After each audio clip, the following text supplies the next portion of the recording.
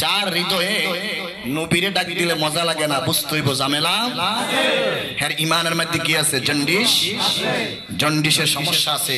কারণ ইমানের মধ্যে নবীরে ডাক দিলে ভালো লাগে না।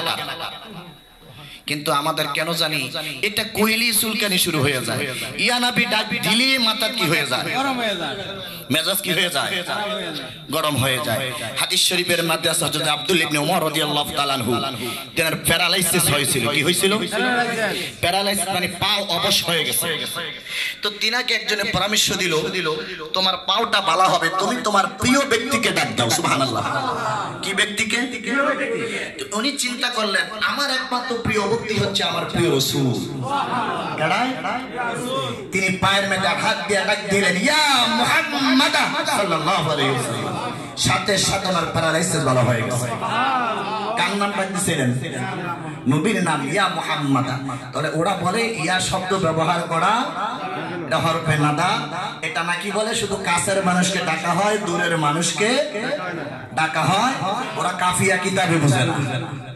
কাফিয়া কিতাবের মধ্যে ইয়া হরফে নাদা কাছে এবং দূরে ডাকার কথা আছে। কাছে এবং ওরা কাফিয়া কিতাবটাই পড়ে না, কিন্তু নাম দিছে কাফিয়া, নাম দিছে দাওরা, সব কিছু দিছে, কিন্তু আসলে তারা ভালো করে কিতাব।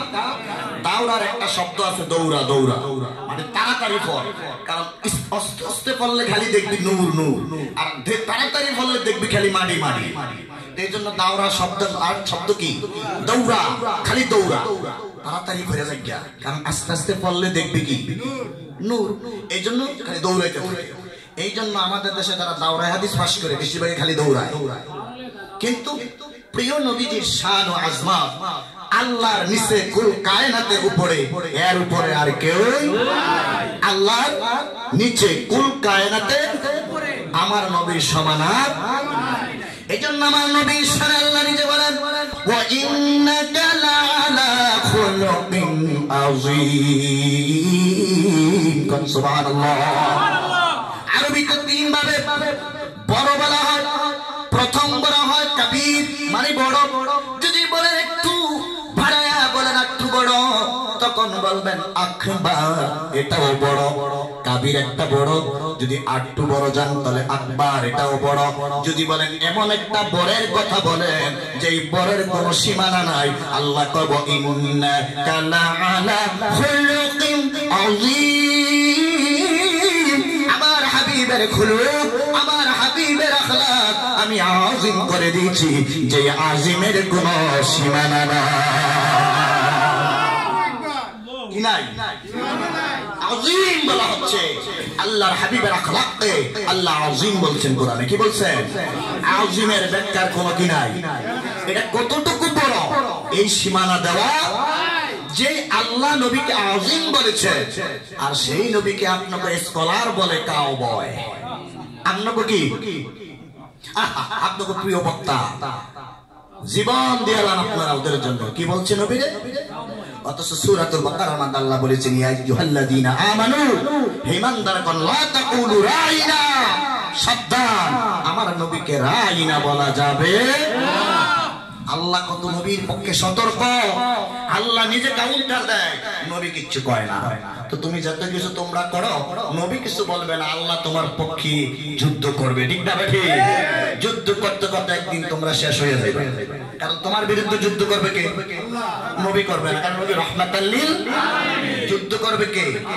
যিনি ওয়াহিদুল কাহ্হার, তিনি যুদ্ধ করবে।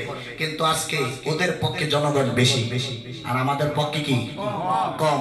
কারণ ওরা যেমনি যেমনি নবীরে বলতে পারে, কোনো প্রতিবাদ নাই। আমরা বললে সমস্যা, আমরা বললে ভণ্ড, আমরা বললে বিদআতি, সব কিছু হয়ে যায়। আর ওরা যদি নবীরে এত ছোট করে কথা বলে, ওরা কি হয় না? বেদাতি। আমার আম্মা জান খাদিজাতুল কুবরা রাদিয়াল্লাহু তাআলা আনহা, আমাদের সকলের মুমিনের বড় মা। কি মা?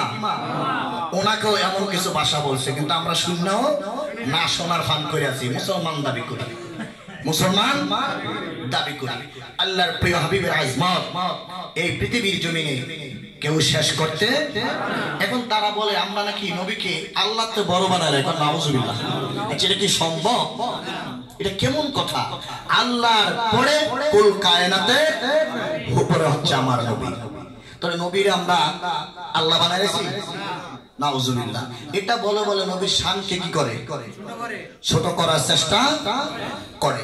আল্লাহ কোরআন কারীমের মধ্যে এমন বার বলেছেন লা তারফাউ আসওয়াতাকুম ফাওকা সাওতিন নবী, যে সাবধান আমার নবীর আসওয়াত ফাওকা সাওতিন নবী, যে আমার নবীর কণ্ঠের উপরে, মানে আমার নবীর কণ্ঠের আওয়াজের উপরে যেমন কারো কণ্ঠ না।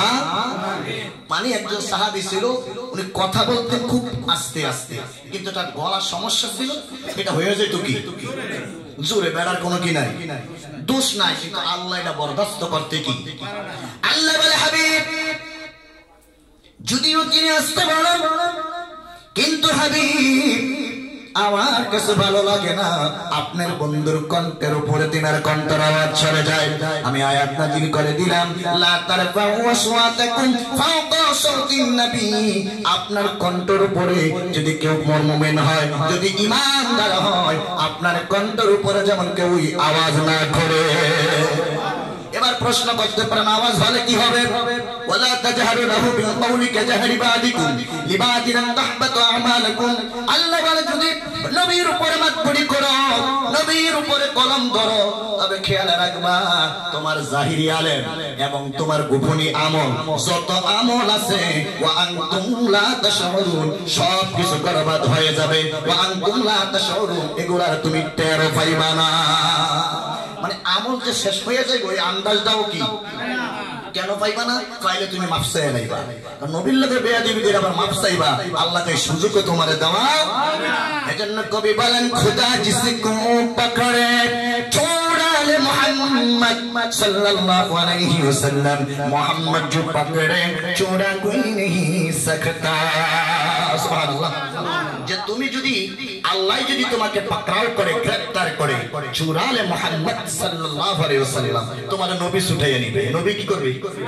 কিন্তু মুহাম্মদ जो पकड़े छोड़ा कोई नहीं सकता, যদি মুহাম্মদ তোমাকে গ্রেফতার করে কেউই তোমার আর ছুটাইয়া নিবে।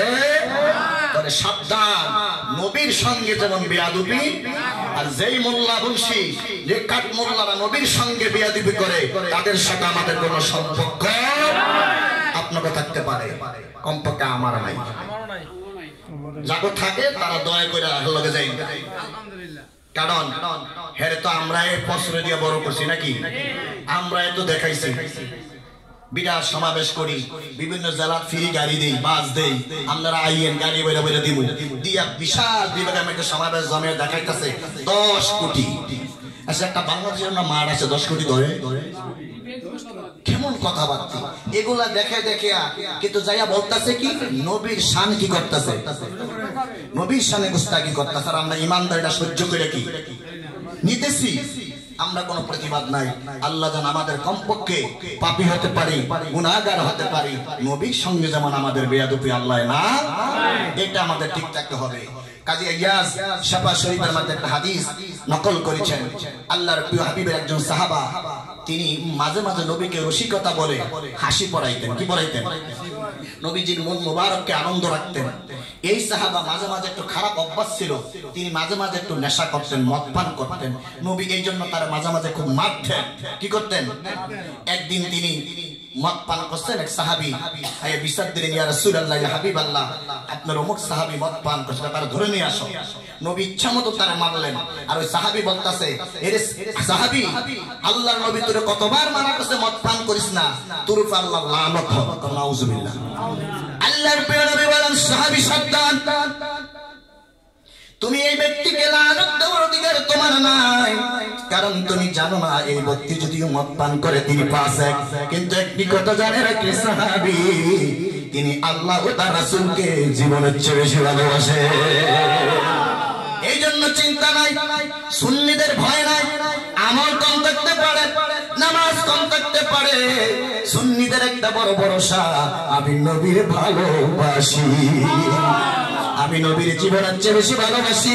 এই জন্য আমি বারবার বলি, আমাদের একজন আশেক ছিল চট্টগ্রামের, দিনের একটা বাসা ছিল, মাই তো বিমারি নবী হো, মাই তো বিমারি নবী হো, মাই তো বিমারি নবী হো। আমার রোগে একটা নবী নবী নবী। এই রোগের কারণে পৃথিবীর কোন রোগ আমাকে গ্রাস করতে পারে না। রোগ বানাইলে কয়টা, সে রোগের নাম কি? আমি পাগল হয়েছি কার লেগে? নবীর লেগে। নবীর পাগল থাকবেন, এর জন্য আজকে কষ্ট করে সবাইকে এই নবীর পাগল বানাইতে যাইয়া নিজেদের ছাড়া নিজে কি সমস্যা কি হয়েছে? পাগল কি বাড়ছে না কমছে? আপনারা কি জীবনে আমার চিনতেন? তাহলে হেরাল আলাদা ওটা কি হয়েছে? নবীকে যেমন মক্কা থেকে তারা বিতাড়িত করলেন, নবী হিজরত করে মদিনায় গেলেন, পরে কি মক্কা বিজয় করছেন না? তো নবীর একটা সুন্নত আদায় হয়েছে, অসুবিধা কি? হিজরত করলাম, সমস্যা কি? কিন্তু হিজরতের পরে কিন্তু মক্কা একদিন না একদিন আবার কি হবে? যদি আল্লাহ চায়। আল্লাহ চাইলে কি হবে না? তাহলে আমার জন্য দোয়া করবেন, আমি যখন পৃথিবীর যেই কোনো জায়গায় যাই শুধু আমার নবীর রোগেই রোগী হইতে পারি। এই রোগটা আমি মনে করি সবার হৃদয়ে ঢুকানো কি দরকার। এই রোগ যার থাকবে, এই রোগীর আর জাহান্নামে ধরতে কি আগুনের কোনো ক্ষমতা নাই। কারণ এই রোগী যে হইয়া গেছে, হেরা আগুনে দেখলে ভয় পায়, হেরা আগুনে দেখলে আল্লাহ পৃথিবীর সব দে, কিন্তু নবীর প্রেমের বিচ্ছেদের পানি যে ছেড়েছে চোখের পানি, তারে আমার কাছে দিস না। দিলে কি হবে? জাহান্নাম সুন্দর তো জান্নাত হয়ে যাবে। কারণ আমি একটা কথা আছে বলছি না মেশান নামাজের পরে, যে আমি নবীর দালাল। কার দালাল? আর তোরা আব্দুল হাব নবীর দালাল। আমার নবীর দালালকে গালি দে, আমি তোর চা খাও দে, গালি দে। আর হাসরের ময়দান আল্লাহ যদি আমার বলে নবীর দালাল জাহান্নামে যা, আমি কম আল্লাহ আলহামদুলিল্লাহ নবীর দালাল কইছো, যথেষ্ট লাগবে না। আপনারা কি জাহান্নামে ভয় পান? আমি জাহান্নামের ভয় পাই না যদি নবীর দালাল হয়ে যাইতে। কার দালাল? নবীর দালাল। তাহলে আমাদের এই উত্তর কসুয়াকে ওয়াহাবির দালালরা কি করে রাখছে? আপনারা নিজেও জানেন না, নিজেও কি জানেন না যে ওয়াহাবি কারা সুন্নি। এটা যখন আমি বুঝান শুরু করছি দেশের মধ্যে আইয়া, এইবার আমার বিরুদ্ধে কি? আমি একজন প্রত্যক্ষ সাক্ষী আমার কাছে হাজির হয়েছে। ওই যে টিউনো অফিসে গেছিলেন না আমার লগে, তারা কি পতাকা করে ফলে আইছে না বাহাসের ভিতরে? প্রত্যক্ষ সাক্ষী এখন দেখেন। আর তারা উল্টা কি কইছে আপনাদের লগে? হাত তোলেন। উল্টা তাগর লগে কইছে আঙ্গর নাকি হেড থেকে টিউনো মিউনো ডিসি মিসি কি করছে? আচ্ছা বাহাসে আমাদের আলেম ছিল কমপক্ষে 30 জন টিউনো অফিসের ভিতরে। তারা বাহাস করবে দূরের কথা, তাড়াতাড়ি পতাকান পত্র লিখে ফেলে আমরা চাই না এটা চেয়ারম্যানে বুঝবো। কি রে আলেমের কাম চেয়ারম্যানে বুঝে কেমনে রে? মানে বুঝছে কামার কি? উনি ছিল ওই দিন আমার লোকে। তো এই যে এতক্ষণ সবাই মিলে কইলেন যে ডিসি বার করে দেয় সাক্ষী বাইরে চলে, হেরা খালি ফলাইছে কই আমি। পরে বাইক দিয়ে কি করে জানেন? কয় হ্যাঁ টাকা দিয়ে সব হুজুর কিনে লয়ে গেছে। আচ্ছা এই যে হুজুরে আইছে, হ্যাঁ কি আমি জানি আজকে আইবো? ফোন দিছি, হ্যাঁ ফট করে বসে, উনিও আইয়া বসে। আমি যদি একটু ফোন দেই আলেমে বেড়ে যাইব। তো এত আলেম কি সময় দেওয়া যাইব? আজকে হঠাৎ করে আমরা সাপ্তাহিক কি করতেছি, এটা মিলাদ পড়ছি, কি সব আলেম কম যাইব? তো এরকম আমি যখন টিউন অফিসে গেছি, সব আলেমরা পক্ষে কি করছে?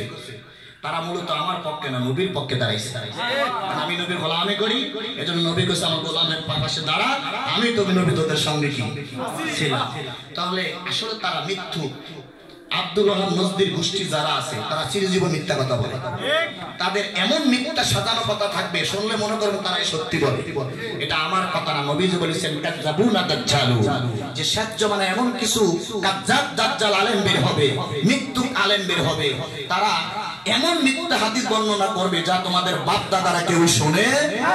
ঠিক এই জমানায় এরকম মিথ্যা হাদিস হবে কি বানায়া বানায়া নবীর জন্য কি করা যায়? আরে বাবা নবীর লোকে তোর এই সমস্যাটা কেন বুঝলাম না? কার দালালি করলি? তো খেরা আইসে ফলাইয়া আইয়া ভাইকে কইতেছে কতে ফলাইয়া গেছে। কি দুঃখের বিষয়। আল্লাহ যেন ওদেরকে হেদায়েত দান করে, সবাই বলে আমিন। আর আমরা যেমন মাঠে ময়দানে নবীর পক্ষে কথা বলতে পারি, সবাই বলি আমিন। আর আপনারা আসছেন, এটা আমি খুশি। আপনারাও নবীর রোগে রোগী হন। কার রোগে? এই যদি নবীর রোগে রোগী হয়ে যদি কারো হাতে মারাও যায়, এটাও শহীদ। এটাও কি? কারণ আমি তো দুনিয়ার জন্য মরছি না। কার জন্য? নবীকে চাইলে সুপারিশ করতে পারেন আমার জন্য। কারণ সুপারিশের দায়িত্ব আল্লাহ নবীকে দিয়েছেন না? দিয়েছেন, এবং এটা অলরেডি দেওয়া কি? একদলে বলে হাসরের ময়দানে দেওয়া হবে, আর আমি বলি আমার নবী আগেও সুপারিশ করছেন, এখনো করে, ভবিষ্যতেও কি করবে সুপারিশ। এগুলো বিশাল ওয়াজ। যাক, আল্লাহ যেন আমাদেরকে সবাইকে বোঝার তৌফিক দান করে। সব কারো কোনো প্রশ্ন আছে? তাহলে আমরা মোনাজাত দিতে নাকি?